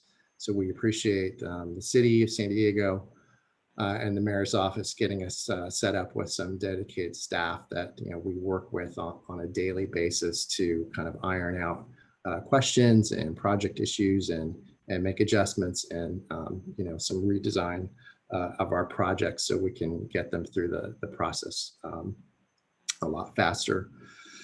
So let's see, we also have 4 projects coming up within the next, well, less than a month or up to 6 or 7 months that are going out to construction. So that we're really excited about that. And additionally, we've started kind of looking at a strategy to bring some additional funding forward to complete our early action program with a focus on moving up and prioritizing those projects that we already have designed that will serve our underserved areas and environmental, to improve our environmental justice kind of to outreach there. So when we get that figured out, and we'll be coming back potentially with the transit issues that Brian spoke about earlier in the fall and early next year with some concrete proposals for you to consider. That would let us advance at least 3 or 4 additional projects in the environmental justice areas, most of those in the City Heights area. So let's see, I believe that wraps it up. If there are any questions, happy to take them. No, thank you very much, Mr. Kluth. Excellent presentation, a lot of details, and thanks for laying things out very visually for us and for the public to be able to see just how much progress we're making with these urban bikeways. Now we'll go over to public comment. Do we have public comment, clerk? Thank you, Vice Chair. We do have one hand up. Andy Hanshaw, you can go ahead whenever you're ready.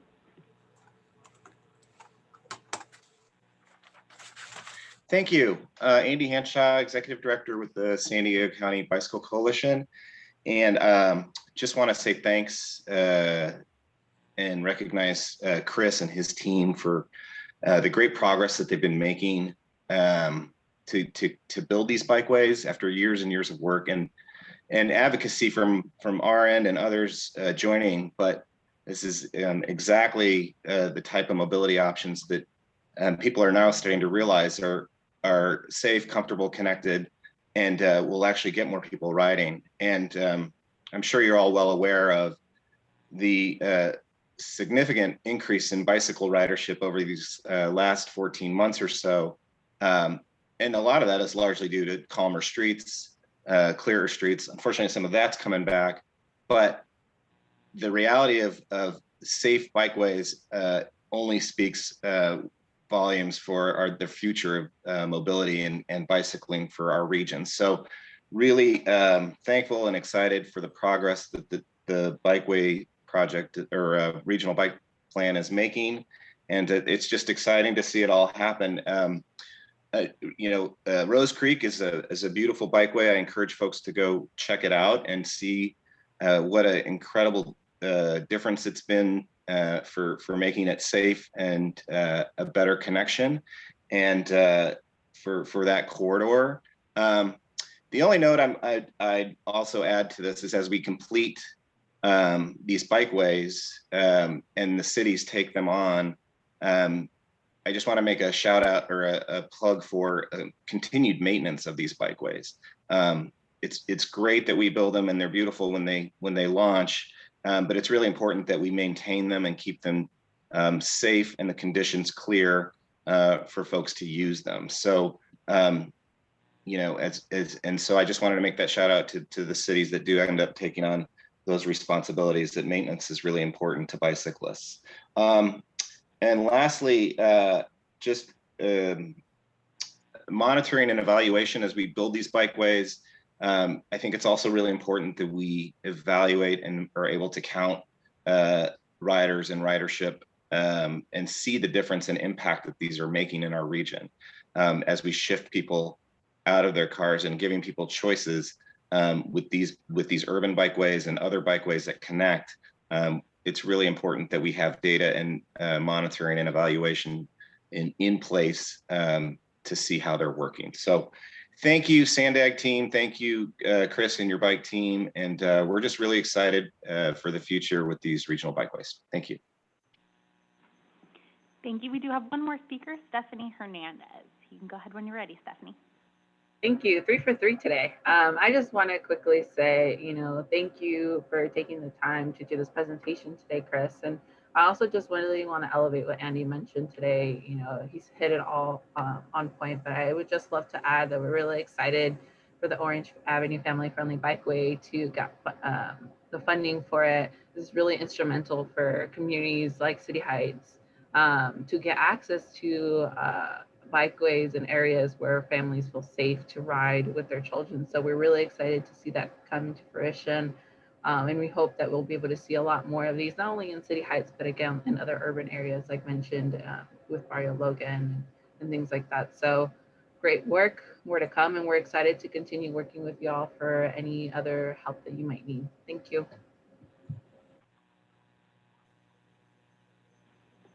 Thank you very much. We had one additional hand go up. Maria Cortez, go ahead when you're ready. Hi, as I said, my grandkids are here. So anyways, I wanted to say thank you too for the Orange Avenue Family Bikeway, because we finally need something like that. And also with the traffic calming, because I walk to school every day. I work at Franklin, and I've noticed the changes that it's made. What a great thing. I did have some people that were concerned about it. They thought that bikeways were coming in and taking it away. And I said, no parking's being taken away. We're having the roundabouts put in.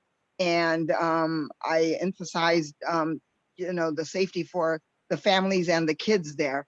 And so they were very happy to hear about that. And I also too want to say that after years and decades also, for the family bikeways here on Orange Avenue, it's about time.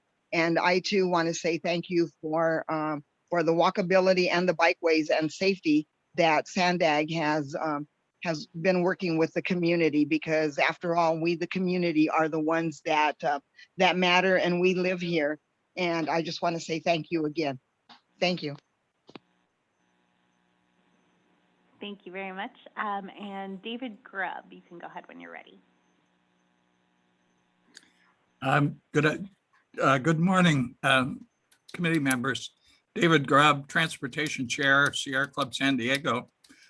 I'd like to congratulate SANDAG on all of the excellent work that they've been doing with the bikeways. But I wanted to raise one issue that you should be thinking about going forward. And that is, how do we better integrate bicycling with public transit? Right now, there's very limited ability to take a bike on a bus. And in a lot of cases, that means that the bike isn't really serving as a first mile, last mile solution, because you can't just abandon your bike at the bus stop and expect it to be there when you get back at the end of the day.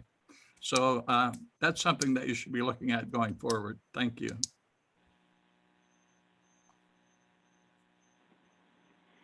Thank you very much, and that does conclude the public comments. Thank you, Clerk. Do I see I think I see one more individual in the attendee list.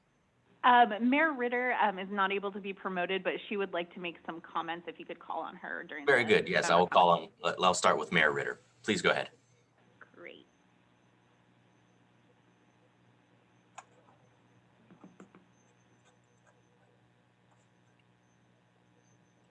Mayor Ritter, you can go ahead when you're ready.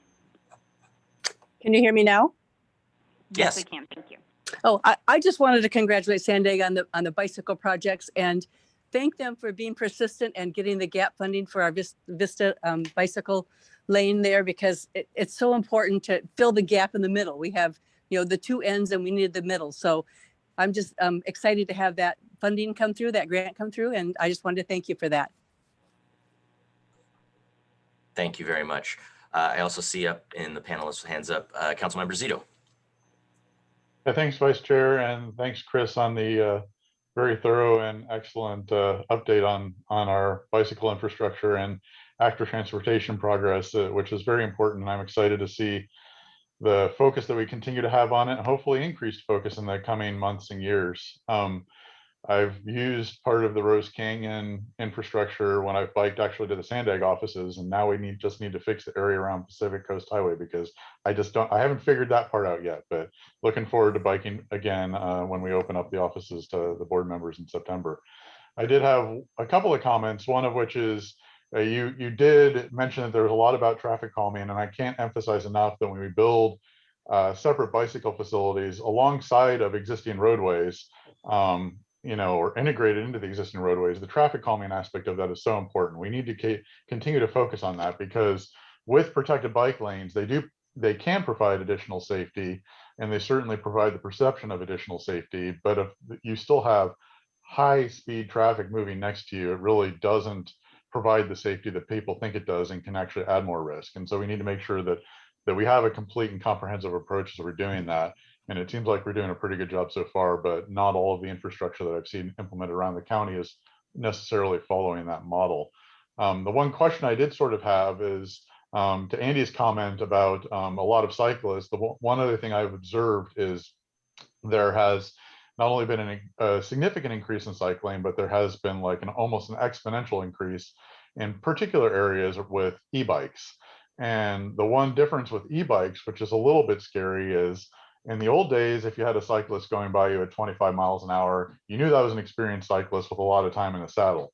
Now you can have kids going by you at 25 miles an hour that really haven't even hardly been on a bike. And I'm wondering if we've already started to think how that might change how we approach certain parts of the infrastructure, our plans have started accommodating for this, or if we have ideas on what we might be doing as this becomes more prevalent. Well, yeah, this is a comment that we hear, and of course, an observation that we've made ourselves. And it's something for sure that we've started to talk about as we design our next round of projects. I think we'll all have to, the folks who work in this industry of designing bike and ped infrastructure, will have to probably take a little step ahead of the official design manuals, because those take a decade to get updated with new standards. So part of that solution will also be, so part of it will be maybe tweaking design, getting, it's difficult to get the right of way.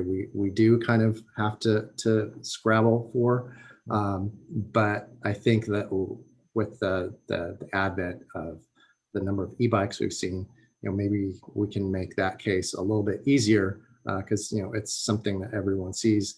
To get a little bit wider facilities would certainly help. But then on the flip side, or the corollary, I should say, is really going to be an education component, that you're still operating a vehicle or a bike, and you need to be, folks need to understand that we're still sharing space with each other, and you need to ride your bike or drive your car in a safe way, depending on what context you're in. So I think that's what we can do immediately to try and start integrating e-bikes into our projects and our infrastructure a little bit better. Great. I like the response, and thank you for that. In particular, your comment about the education component and what we're doing, because I think my view is one of the ways that can be handled is, at least for people that do like to go fast, is long as they understand and the public understands that they're able to still continue to use the traffic lanes. If the traffic's going 25 or 30, and you've got an e-bike doing 25 to 30, just integrates just very nicely, but sometimes drivers still get annoyed and don't realize they're continuing, they actually are allowed to be out there. So Yeah. Having a strong educational component as we move forward with these plans is useful and would be appreciated. So thanks again for the comments. Thanks again for the presentation. Very much excited to see a significant increase in active transportation capabilities in our community. I use it all the time, and I can notice it when it happens. Thanks again. Thank you, Councilmember Zito. Excellent points. Do we have other comments? I see Supervisor Anderson.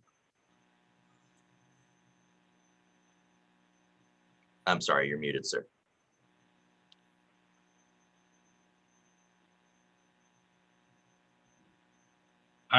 Thank you for recognizing me. I'm having all sorts of technical difficulties this morning with my computer. I apologize. I don't have any comments to add, but my buttons aren't responding when I click. So thank you for your patience. And this has been a very great meeting. The subject matter has been very informative. So I really appreciate it. I'm going to try to click this stuff off again. I'm hoping the mute works of all. Thank you. We'll let you know. Yeah. All right, it looks like you're muted, sir. Thank you very much, Supervisor. Seeing any other comment? I don't see any other panelists, video on or hands up. So with that, just thank you very much, Mr. Kluth. I have a few quick comments. Appreciate, of course, hearing the update today on the regional Bikeway program and, of course, how important it is. And as we move forward with the big five big moves in creating the world-class regional transportation network that San Diego deserves, we really need to include all modes of transportation, and the 5 callers who expressed their views noted that for us very clearly and in personal terms. And we see the number of San Diegans utilizing bikes both for recreation and transportation growing over the last few years and really over the last several decades. This network of bike lanes is really a solid step for the region to provide a connected network so that they can get to work, school, run errands, and of course, recreation, and simply just living their daily lives. I also understand that SANDAG has been working with the City of San Diego's Development Services Department staff to create a more streamlined approach for bike projects in the bike EAP regional system. And as a council member serving in the City of San Diego, I really want to learn how the city can be more helpful in moving those projects forward. I would also like to quickly call out a bicycle project identified in the bike EAP back in 2019. The San Diego River Trail, Rancho Mission Road to Camino del Rio Norte, more commonly referred to as the West Valley River Crossing. And at the July 19th, 2019 SANDAG board meeting, there was an action regarding amendment number 05 to the 2018 RTIP, which included SAN 196, the San Diego River Trail. That item included 2 sub-projects, SAN 197 and SAN 198. $3.026 million was identified for the design and construction of SAN 197, which was the sub-project near Qualcomm Way along the river. The West Valley Crossing, SAN 198, identified as a high priority project that year in the RTIP, and more specifically in the regional bike EAP proposed priority project list, was just under the priority list project of $200 million cap that was set at the time. And so the staff report states that SANDAG is developing a strategy to fund the remainder of the EAP. And I'm excited and willing and happy to offer myself up and my staff as a partner with SANDAG to find the necessary funding to move this project forward. It's really, really important for the residents along the river, of which we know there's going to be tens of thousands more over the next decade and 2 decades. So I just wanted to plug for that and let SANDAG staff know I'm ready to be a partner in helping find the funding to help design and construct those bridges. And this segment of the San Diego River Trail is just a crucial piece to connecting bicycle facilities along the river through the city of San Diego, out east through Grantville, and all the way out into East County as well. And without it, we're really just missing out on an opportunity to connect bicyclists with the environmental jewel that is the San Diego River. That really concludes my comments, and just thank you so much, Mr. Kluth, for you and your team and all you're doing to make a great world-class bike system here in San Diego.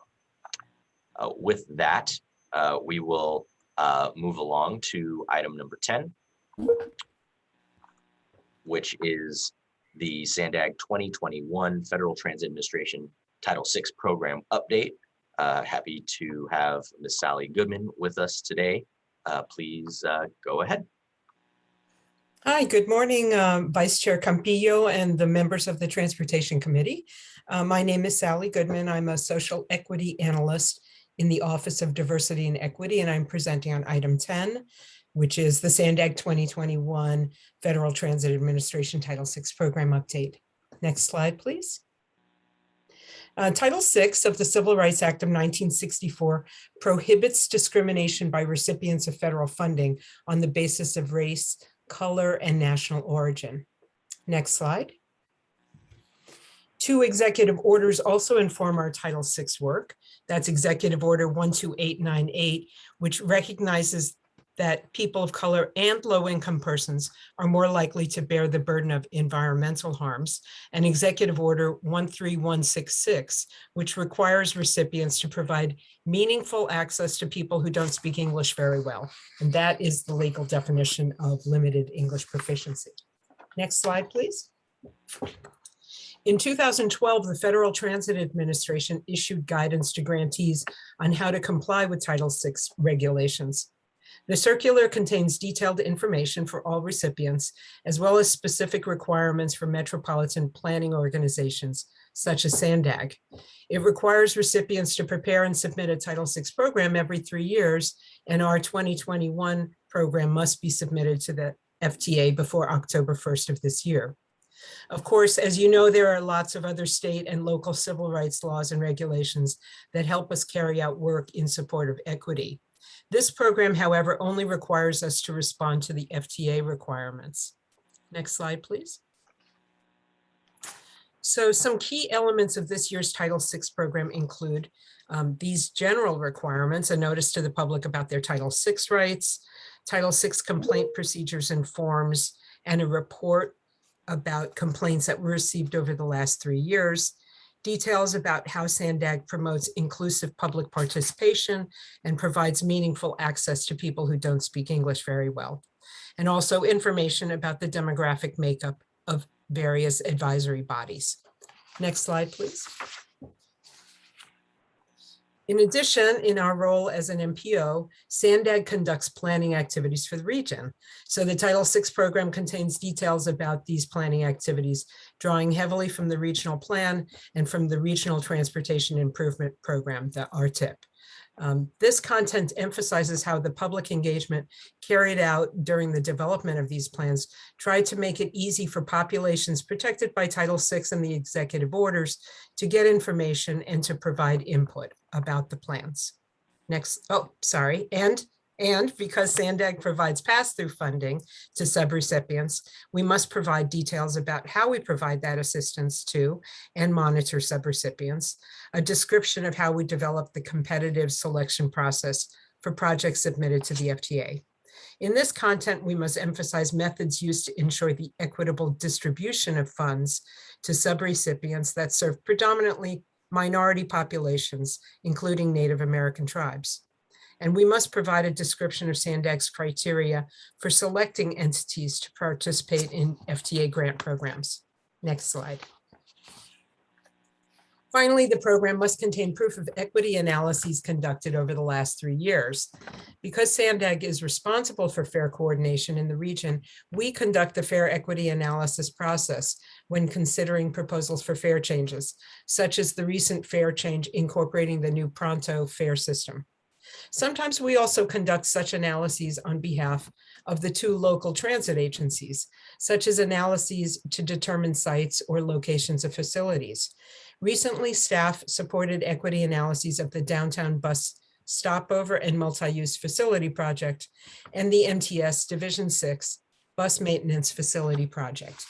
Next slide, please. So why is this important? Of course, the SANDAG Board of Directors has made equity a key focus throughout many elements of our work. The strategic plan initiatives say we will embed the principles of diversity, equity, and inclusion in everything we do. In the commitment to equity statement, we say we hold ourselves accountable to the communities we serve, and also that we have an obligation to eliminate disparities and ensure that safe, healthy, accessible, and inclusive opportunities are available to everyone. And the draft regional plan identifies social equities as one of the primary challenges affecting quality of life today. The plan prioritized input from historically marginalized communities and prioritized coordination with community-based organizations and tribal governments. Timely approval of the Title VI program will help the agency prepare for the FTA triennial review, which should take place later this year. And finally, failure to submit a Title VI program to the FTA on time may result in a loss of federal funding. Next slide, please. While the FTA Title VI program is a retrospective report about what we've done over the last 3 years, it does also present an opportunity to talk about other efforts underway to reduce inequities in the communities we serve and to develop staff abilities in the social equity arena. Some examples include of an increased focus on social equity for underrepresented communities in the 2021 regional plan, including efforts discussed earlier in the agenda today to ID early actions to advance equity. Implementing a digital equity strategy and action plan, developing a SANDAG equity action plan this year, expanding and standardizing protocols for language interpretation at public meetings for increased community access, analyzing projects in the RTIP for social equity, and conducting social equity training for all employees. Next slide, please. So today we are asking the Transportation Committee to recommend that the Board of Directors adopt resolution number 2021-01, which is attachment 1 to the staff report, approving the SANDAG Title VI 2021 Title VI program. And if you all in the Transportation Committee agree, we will then ask the Board of Directors next Friday to adopt the resolution and adopt and approve the Title VI program. Those actions will ensure a timely submission to the FTA by October 1st of this year. Next slide. So that concludes my presentation, and I'm happy to answer any questions you may have. Thank you very much, Ms. Goodman, and thank you for your presentation on how important this is to make sure that no person is excluded from participating or is denied the benefits of our public transportation systems as protected by Title VI of the Civil Rights Act. And great to have you here on SANDAG. The East Bay's loss is our gain. So thank you for being here. We will now move on to public comment. Clerk, do we have any hands raised? No, Chair, no hands from the public. Okay. I beg your pardon. I hate to interrupt, but I believe this item requires a vote. Yes, and yes, indeed. Oh, I'm so sorry. Nope, you're totally good. We're excited to get it through too. So are there any member comments, and is this requires a motion, and any comments or motions on the floor? I see Councilmember Edson, please. Yes, thank you. I'd like to recommend that the SANDAG Board of Directors adopt resolution number 2022-01 approving the SANDAG 2021 Title VI program. Excellent. Thank you. We have a motion from Councilmember Edson. Do I have a second? Dave Zito will second. Councilmember Zito, thank you for your second. Are there any comments from any board members at this time? Committee members, I mean to say. And Chair, Vice Chair, I'd just like to take a moment also Please. to thank Sally for the presentation. Thanks. Thank you. I see Councilmember Montgomery Stepp. Your video on. Oh, I apologize. My video's on, but I did not have anything to say other than thank you very much for the presentation. Understood. Thank you very much. All right, we have a motion and a second from Councilmember Edson and seconded by Councilmember Zito. Clerk, please call the roll. Thank you, Vice Chair. The San Diego County Regional Airport Authority is absent. For the City of San Diego, Vice Chair Campillo. I vote yes. Thank you. For the County of San Diego, Chair Vargas.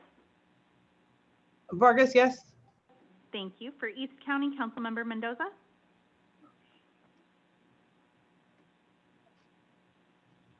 Councilmember Mendoza, you're still muted. I'm sorry. Yes. Thank you very much. For Metropolitan Transit System, Councilmember Montgomery Stepp. I vote yes. Thank you. For North County Coastal, Councilmember Zito. Zito, yes. Thank you. For North County Inland, Mayor McNamara. McNamara, yes. Thank you. For North County Transit District, Councilmember Edson. Edson, yes. Thank you. For the Port of San Diego, Commissioner Benelli. Benelli, yes. Thank you. And South County is absent. That motion passes with those members present. Thank you, Clerk. It's seeing that our chair is back. I will hand the gavel back over to you, Chair Vargas. Thank you so much, and thank you for covering for me. I just want everybody to know that today, I'm going to take the chair privilege. Today is the first time that we fly the progress flag in the county of San Diego, and I was just so proud to be there with my colleagues. So I appreciate you all, working with me as I had to step out. But as they say, Happy Pride. We start today. So our next meeting is scheduled for Friday, September 3rd at 9 a.m. And as you all know, we're going to be dark in August. And so I hope you have a wonderful, wonderful summer and that you enjoy Pride. Happy Pride. Have a wonderful day. Bye-bye.